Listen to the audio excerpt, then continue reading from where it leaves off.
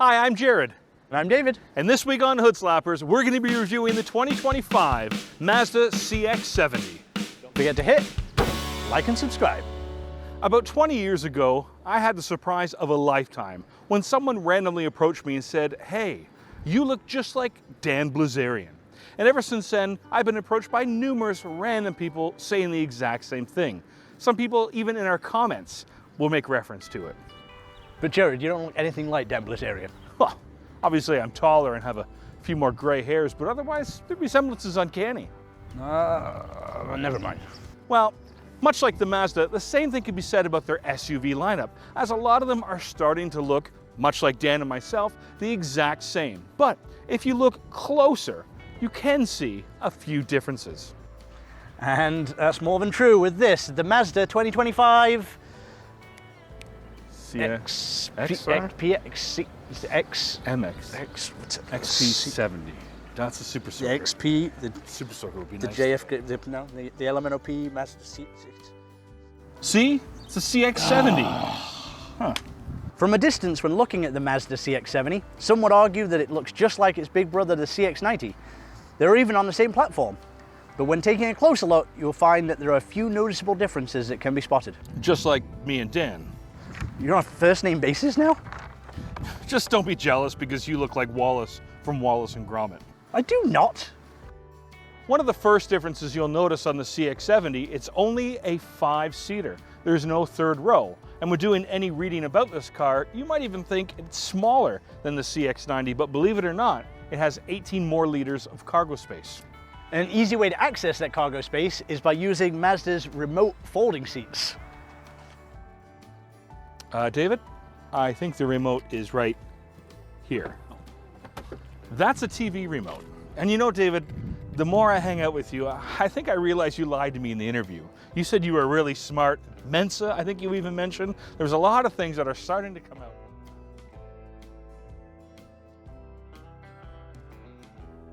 Another difference that is revealed when you look close at the CX-70 is that they don't use as much chrome and instead use either matching colors to the vehicle or black. All right, hold on, David. I gotta stop you right there. Less chrome? Yeah. But Mazda specifically said that this car is for early retirees. And if I know anything about pensioners, they love their chrome. This looks like a car for anybody. I think Mazda made a big mistake. Well, I couldn't agree with you more, Jared. I think we need to take matters into our own hands and do what Mazda couldn't, and we need to make this car cater to retirees.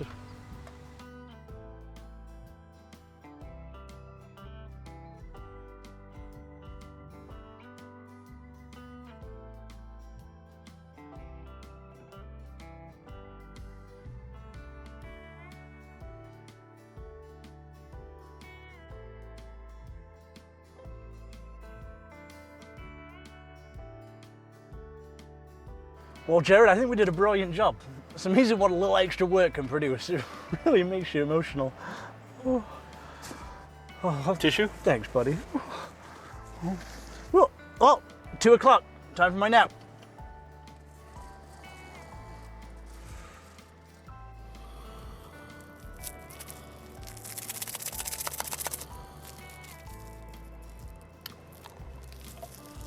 Another area you will spot change in the CX-70 is their interior.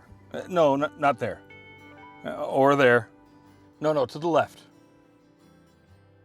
Really? I'll show you. The interior might look similar with Mazda's rotary dial, helping you navigate through Mazda's familiar screen. But again, we're looking closer. The CX-70 now offers Amazon Alexa built into the car that can access not only your navigation, but your radio, temperature, and even your heated seats. Now, in order to activate Alexa in-car, you'll need an Amazon account, as well as some other things to pair the car with your phone. I'm not gonna do that, but I've got something even better. Hey Alexa. Yes, hello, what can I do for you? Play me a song. You like pina coladas? Well, you get what we're trying to do here. I would suggest hooking up your phone and doing the real thing. Fast. Now, the CX-70 also has Mazda's cruising and traffic support, which has 2 basic functions. Follow the car in front of you and keep you between the lines on the road. If there are no lines on the road, it's going to do its best to follow the trajectory of the car that's in front of you. Now, there are certain conditions where it might not operate properly.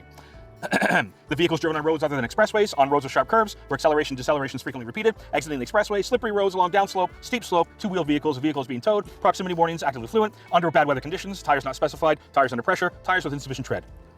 So, it looks like it only works on nice days and when it's not moving at all. Sounds like it works just as much as you. No, I don't work on nice days either. All in all, we like the changes that Mazda added to the new CX-70. However, we're equally as pleased that Mazda blatantly didn't change one thing, and they are doing this with most of their cars. Engine options. That's right, in classic Mazda fashion, you have options. Mazda's sticking with their 3.3-liter V6 with the mild hybrid, where a lot of other manufacturers are going with a 4-cylinder. With Mazda's V6 engine, you get the high output performance, which will give you up to 340 horsepower when using 93 octane, or without would be 319. And it's not just the rear seats that are electric. It also comes in the hybrid plug-in model like we have here, which has the 2.5-litre 4-cylinder engine, 42 kilometers of electric driving range, and up to 4.2 litres combined fuel ratings. So why don't we go for a drive, talk about price, features, and see if that 8-speed automatic transmission is as bad as people say it is.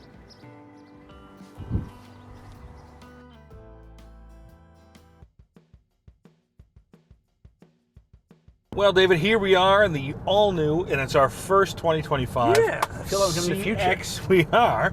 This is the future. CX-70, what are your first impressions? I like it. It's roomy, lots of room. It's comfortable. And this knob here, it's a Where? good knob. Oh, it's a good knob. Okay, I wasn't sure where you were reaching there. How about you? I like it. I mean, you know what?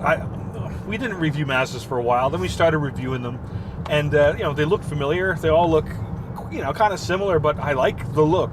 So if you can reuse this on their models, yeah, I mean, a lot of it looks familiar, a few small changes, but I like their idea of what an interior of a car should look like. If I had to criticize anything, I'd say maybe the screen. You know, a lot of cars are getting to a bigger screen, but maybe Mazda doesn't want that. Who knows? It still works. I can still see it. You don't need a bigger screen maybe, but yeah, I like it. I like it. Do you feel older driving this car? Why is that? Do you feel more like a retiree? Well, see, now that's the thing. That's my other problem, because I feel if this is a car for retirees, it's still pretty big. I thought when you get older, everything shrinks. Yeah, But yeah, except the earlobes. Yeah. And the nose. The nose grows for your entire life. Everything should get smaller, but the side view mirrors should stay the same size. And the hood should be huge, yeah. 2 seats. So can you tell me a little about the standard features? Well, yeah, absolutely. So standard features on the CX-70, you're going to get that same 10.25-inch screen. You're going to get push-button start. You're going to get, and it's great for Canada, windscreen wiper de-icer. Oh, nice. Yes, very much so. And all-wheel drive. Things like that are absolutely standard on the CX-70. Nice. So the V6 has 4 trim levels, correct? But That's this one, right. The PHEVs. Well, only you know have 2? what? I say V6, it's an inline 6. V6 is just, you know, it's just habitual. But yeah, so 4 trim levels as opposed to 2. And the one we're in right now for the plug-in hybrid is the GT. So it's the higher of the 2 trim levels. So this is the works. There's an extra package you can add, but this is basically the best. If you had to choose between the two, which would you lean towards, do you think? Well, David, that all depends on price. If I just knew the price of the car. Well, I know the price offhand memorized. I got them all here without cheating, so I'll Okay. just think. Let me think into the Let's be honest. recesses of my medulla oblongata. Numbers are the hardest thing to memorize, am I right? So that's why we have a clipboard for price. The price of a Mazda CX-70 is $49,750 to $62,300. Okay. For the PHEVs, $49,750 to $54,350. Okay, so 2 starting prices. Give me the inline 6. What's that one again? $49,750. And this one? $49,750. But this is what they range to. $49,750 to $62,300. This one, $49,750 to $54,350. Based on that alone, if I can get better fuel economy, my commute to work, I would barely have to use my gas. I would go days, weeks, months without having to fill. I would choose definitely the plug-in hybrid. I would see no value personally in the inline 6. I would stick with this. Now, obviously, David, I made the joke that you look like Wallace from Wallace and Gromit. Yes, you did. I'm still reeling from it. Well, yes, but I don't know why I said that. You don't look like him at all. I've been trying to figure out who you might look like. Who do you look like? Well, I get a lot of obviously the Leonardo DiCaprio's. Brad Pitt is annoying so many times. Excuse me, are you Brad Pitt? No, I know, I'm sorry, but I'll sign your autograph. Sorry. Sorry, what? I know my Dan Bilzerian one's not very believable with that. Brad Pitt. Is there another Brad Pitt that I don't know about? Brad Pitt. Brad Pitt, the hunk, the heartthrob. You don't see the resemblance? No, uncanny. oh, I do now. There you go. Just gotta close my eyes. I see it. No, I get a lot of people say John Oliver a bunch, even though he doesn't have a beard, so I don't know why people say that. When I didn't used to have a beard, people used to say Nicolas Cage when I was younger, which I don't see the resemblance. Like Nicolas Cage in Face Off. Nicolas Cage, yeah, he just took his face and put it on John Travolta, and then I'm a hybrid of both. Nicolas Cage. Yeah. Bees. What a legend Nicolas Cage is. Okay, well, I mean, John Oliver, maybe it's more for the accent. Yeah. But yeah, I don't know. Those are. Who does David look like? In the comments, let us know who you think David looks like. We all know I look like D. Blazarian. DB. I notice your phone still hasn't been ringing by Mr. Oh, it's on silent. He's probably he's probably trying to call me, but I'm busy. Sure it is. He wants to hang out this weekend. You know what vehicles Mazda first started making?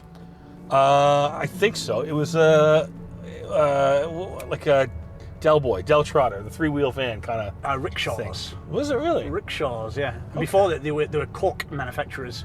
I knew that, and I always saw it, and I think they did it in the CX-90. They put little strips of cork just to kind of...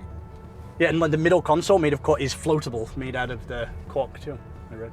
So if we ever get in an accident, drive over something, end up in water... We will drown, but the console will be fine. It's like the black box. We'll use that to console our loved ones. Oh, that'd be good. That'd be very good. Well, that's very important. Yeah. Speaking of consoles, this here, I was at the movies the other day, Oh, nice. and I was sitting next to someone similar size to me, and I hate that, and I can relate. I get the pain, but our arms kept rubbing against each other. What I like about this armrest is, if you can see it there, viewers, it's a his and hers. Nice. His and a hers. Hey. And I can choose which side I want to open. And you can keep your arm there. That's so cool. Yeah, it's kind of nice. You each have your own armrest. I like that. I'm going to keep my de-icer in there so I keep it safe for whenever I take it with me. So I was at home the other day and Julia Roberts came by hanging out. I'm like, Julia, how many times? It's not Brad. She's like, sorry, I got confused. So she left. And then I was watching some car reviews about the Mazdas, doing some research for this.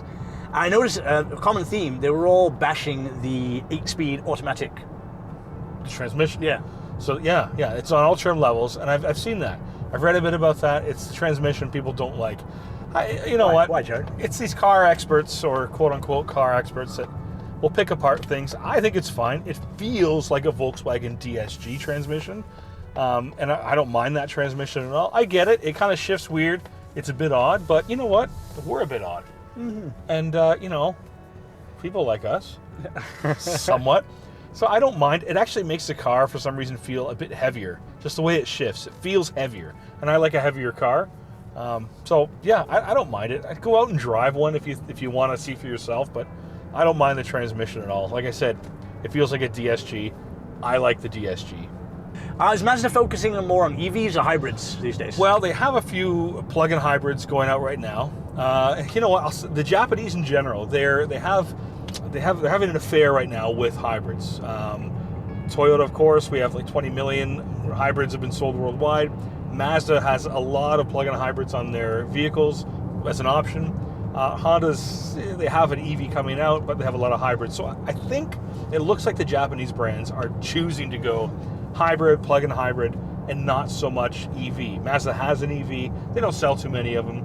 This is right now the sweet spot, I think, is the plug-in hybrid, especially for that starting price. So what is a mild hybrid?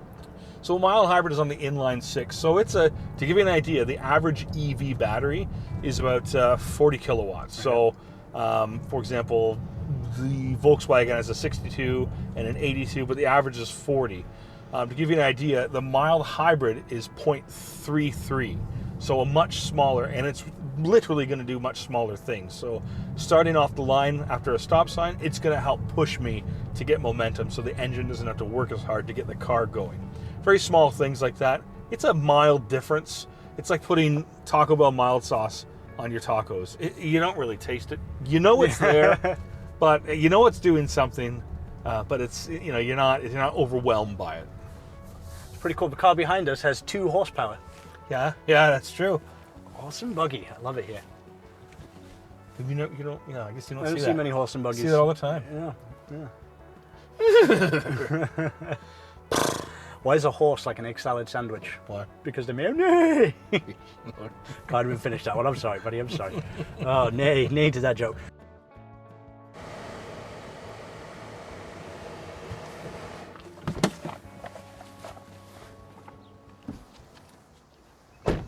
Well, from afar, it might look familiar, but when you take the time to take a closer look at the CX-70, you'll notice the differences. And this car starts to pull itself away from the rest of the Mazda pack.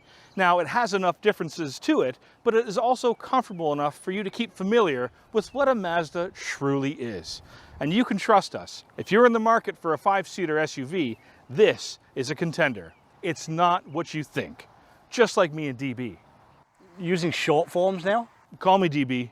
So with that, I give the all-new 2025 Mazda CX-70 my hood slap of approval. Thanks so much for watching. Don't forget to hit like and subscribe, and we'll see you again next time. I think my phone's ringing. It might be DB. DB, don't hang up. It's me, Jay. A big thanks goes to our friends at Forbes Waterloo Mazda for allowing us to use this 2025 Mazda CX-70. If you're in the market for one, go see them at 115 Northfield Drive West in Waterloo, Ontario.